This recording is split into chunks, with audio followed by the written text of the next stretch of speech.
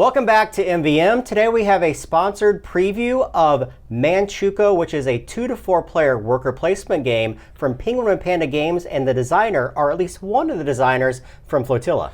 Yeah, this game is a historical game that takes place during the Japanese occupation of Manchukuo during World War I. What happened was they came into this city and they basically outlawed the practice of martial arts and a lot of other cultural practices that were very important to the people. Well, instead of giving up, the dojo leaders decided to continue practicing in secret. And that is kind of the core premise of this game. Right, so the first thing you're going to notice is this is a prototype version. Make sure you guys go to the Kickstarter page to see the final version of the game. However, the board in the center is the village. It's going to house the victory point track, along with a number of different houses that will hold students that you can acquire at the end of the round. On the outskirts, though, are 7 different worker placement spots where you're going to be sending your students to in order to enact with them. That's right. There's a couple different types of locations. One of the more common locations that you're going to be using are to gather resources, and then you're going to be using those resources to gain victory points. Yeah, each of these locations are going to have a spot for your particular players. So you have a blue spot here for the blue player. So you're going to be sending workers to these locations. Now, the trick in this game is that you're going to be sending as many workers as you wish to these spots during your turn. However, the more workers you send, the more residual rewards you get to them. However, you can go back to that spot later in the round. You just don't add up all the workers. It's a brand new action that you would take in that spot. Yeah, each one of these spots, if you see, actually produces more resources or gives you a better benefit when you send more workers. In addition, you're going to have disciples in your dojo, and you're going to have 3 disciples that match the 3 colors of students. And when you send out 2 students of a matching color, you're going to trigger whatever disciple bonus you get. And as you level up your disciple, that bonus is going to increase. Let's speak about these disciples. Each player is going to start with a random assortment of disciples in front of them according to your player board. And these are going to spin into 4 different locations. And these are going to be actually upgraded. And when you use them, they're going to give you some kind of bonus. However, there is a 5th side to these, and this is the mastery side. These mastery sides are going to allow you to gain a large bonus immediately and be able to use them in a unique way. Yeah, and we'll talk about that during the night phase, because this game is divided into 2 phases. The day phase is when you're going to send your students out to perform tasks, and the night phase is when you're going to train in secret. And those phases are handled a little differently. Yeah, so the very first thing you're going to do is you're going to send X number of workers to any one of these locations around the board. So for instance, if I wanted to take these 3 gray workers, I could send them to this location, which represents my player flag, and then I get to do the action of that player board. In this case, I sent 3 workers, which is going to give me 4 tools. I would simply collect those tools on my side, and then it would be the next player's turn. Yeah, and there are 3 spots on the board that are basically just gather locations. And these are resources you're going to be collecting over the game. The tools, you can collect money from the bank, and you can collect food from the fields, because you are going to have to feed your students every turn. One of the other worker placement spots is the market. It also is going to allow you to gather resources, but through trading. Depending upon the number of workers that you send into this location equals a number of trades that can take place for you. And those trade economies are up here on the upper left-hand side. So you can basically trade coin for offerings and so forth. Yeah, offerings are very important in this game, and there are 2 ways to get them. One of them is to come here, but the other way is to turn in resources that you've collected in order to repair buildings around the town or assist some of the families in the community. And these are 2 different worker placement spots you can go to. When you build these buildings or repair these buildings, you're actually going to take the building and set it off to the side, and it's going to give you some kind of prevailing bonus or in-game scoring. The people that you help are going to give you wisdom tokens, which are an important commodity in the game, or they may give you offering tokens, which you're going to want to trade in for victory points. Yeah, and the final place is that victory point location up here at the top of the board. This allows you to trade those offerings equal to the amount that you trade in to gain a large number of victory points. One other thing you're going to notice here is that there are red workers. Now, there's only 3 different disciplines within the game that are going to be represented by those 3 colored people in your dojo, but there's actually a 4th player color, and that's red. These are wild students that you can use to represent any one of those. Yeah, and the first player to come here and make any of these levels of offerings is going to take that student and bring them over to their side.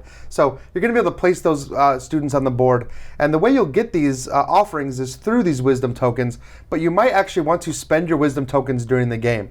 We talked earlier about placing workers onto the board, and you'll get benefits based on the number. You can actually turn in wisdom tokens to bolster that number. So if I have 2 workers, I could turn in a wisdom token and get the 3 student benefit. And you can also pass. If you don't have any more actions you can take, you get to pass and take one of the different workers that is here in the center of the village, or take the first player marker. Now, we already said this is a worker placement game. However, there's an area majority in the game as well. At the end of a round, you're going to be collecting workers depending upon how much majority you have on each of these 7 different areas in the game.